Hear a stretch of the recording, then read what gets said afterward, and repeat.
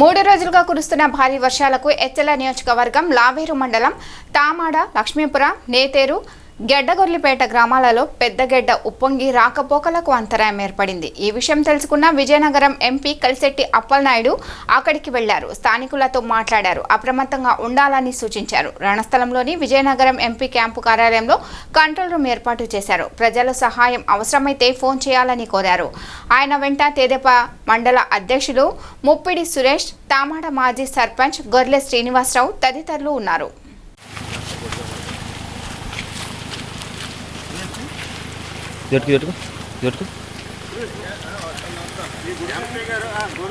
గొడుగు ఒకళ్ళ అడుగు తీసుకో అడ్డేటి సార్ కదా ఎంపీ గారు ఈ రాత్రి మీద గుర్తించి పోయి మా పెద్ద బిజ్జి కట్టండి తర్వాత మాట్లాడు పండుగ కదా వచ్చింది ప్లానింగ్ ఏది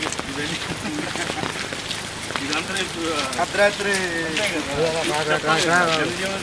మొత్తం అంతా ఆగిపోయారు అంతా లేకపోతే కాపుతాం అక్కడికి ఒకసారి ఇలా పట్టుకేది ఒకసారి ఇలా పట్టుకేది చాలా పట్టుకేది